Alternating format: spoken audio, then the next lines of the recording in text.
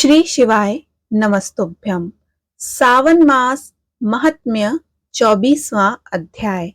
श्री कृष्ण जन्माष्टमी व्रत के महात्म्य में राजा मितजित का आख्यान। ईश्वर बोले, हे ब्रह्मपुत्र, पूर्व कल्प में दैत्यों के भार से अत्यंत पीड़ित हुई पृथ्वी बहुत व्याकुल तथा दीन होकर ब्रह्मा जी की शरण में गई। उसके मुख से वृतांत सुनकर ब्रह्मा जी ने देवताओं के साथ क्षीर सागर में विष्णु के पास जाकर स्तुतियों के द्वारा उनको प्रसन्न किया। तब नारायण श्री हरि सभी दिशाओं में प्रकट हुए और ब्रह्मा जी के मुख से संपूर्ण वृतांत सुनकर बोले कि हे देवताओं, आप लोग डरे मत। मैं वासुदेव के द्वारा देवकी के गर्भ से अवतार लूंगा और पृथ्वी का संताप दूर करूंगा। सभी देवता लोग यादवों का रूप धारण करें, ऐसा कहकर भगवान अंतर्ध्यान हो गए। समय आने पर वह देवकी के गर्भ से उत्पन्न हुए। वासुदेव ने कंस के भय से उन्हें गोकुल पहुंचा दिया और कंस का विनाश करने वाले उन कृष्ण का वहीं पर लालन पालन पोषण हुआ। बाद में मथुरा में आकर उन्होंने अनुचरों सहित कंस का वध किया। तब पुरवासियों ने आदर पूर्वक यह प्रार्थना की कि हे कृष्ण, हे कृष्ण, हे महायोगिन, हे भक्तों को अभय देने वाले, हे देव, हे शरणागत वत्सल, हम शरणागतों की रक्षा कीजिए। हे देव, हम आपसे कुछ निवेदन करते हैं, इसे आप कृपा करके हम लोगों को बताएं। आपके जन्मदिन के कृत्य कोई कहीं भी नहीं जानता।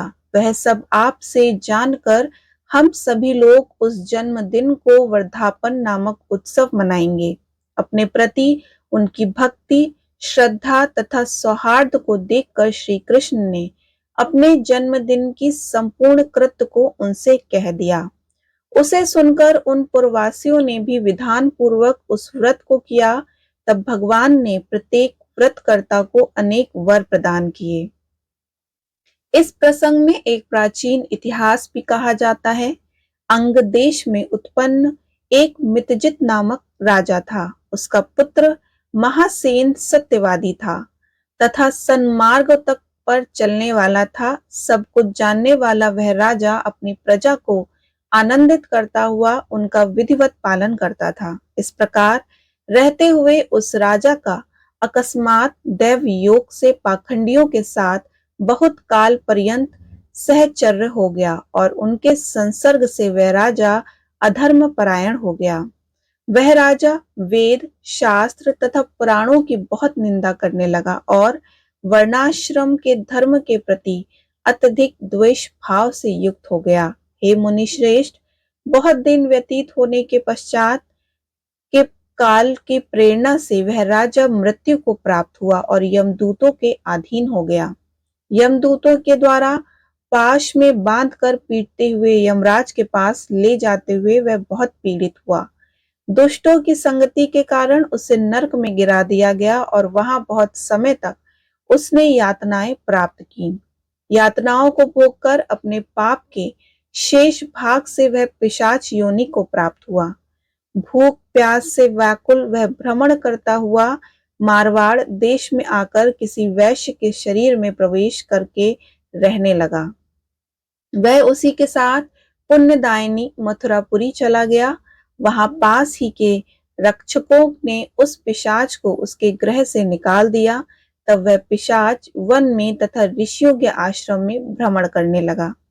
किसी समय देव योग से श्री कृष्ण जन्माष्टमी के दिन व्रत करने वाले मुनियों तथा द्विजों के द्वारा महापूजा तथा नाम संकीर्तन आदि के साथ रात्रि जागरण किया जा रहा था। वहां पहुंचकर उसने विधिवत सब कुछ देखा और श्री हरि की कथा का श्रवण किया। इससे वह उसी क्षण पाप रहित, पवित्र तथा निर्मल मन वाला हो गया। वह यमदूतों से मुक्त हो गया और प्रेत योनि छोड़कर विमान में बैठ दिव्य भोगों से युक्त हो विष्णु लोक को पहुंच गया। इस प्रकार इस व्रत के प्रभाव से पिशाच योनि को प्राप्त उस राजा को विष्णु का सानिध्य प्राप्त हुआ। मुनियों ने पुराणों में इस शाश्वत तथा स्वर्गलौकिक व्रत का पूर्ण रूप से वर्णन किया है। सभी कामनाओं को पूर्ण करने वाले इस व्रत को करके मनुष्य सभी वांछित फल को प्राप्त करता है। इस प्रकार जो कृष्ण जन्माष्टमी के दिन इस शुभ व्रत को करता है, वह इस शुभ लोकों में अनेक प्रकार के सुखों को भोग कर शुभ कामनाओं को प्राप्त करता है।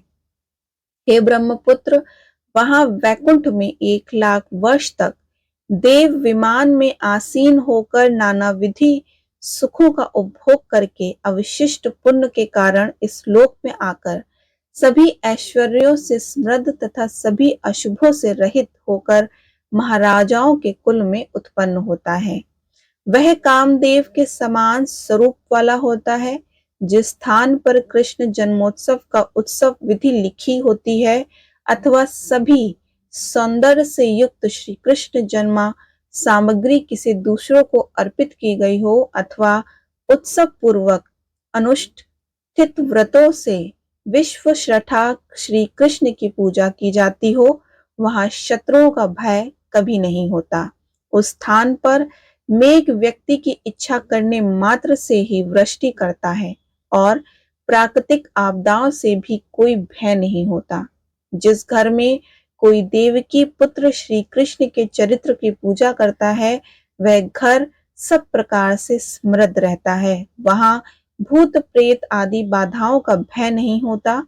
जो मनुष्य किसी के साथ भी शांत होकर इस व्रत उत्सव को दर्शन कर लेता है, वह भी पाप से मुक्त होकर श्री हरि के धाम को जाता है। इस प्रकार श्री स्कंद पुराण के अंतर्गत ईश्वर सनत कुमार संवाद में सावन मास महत्व में जन्माष्टमी व्रत कथन नामक 24वां अध्याय पूर्ण हुआ। बोलो उमापति शंकर भगवान की जय।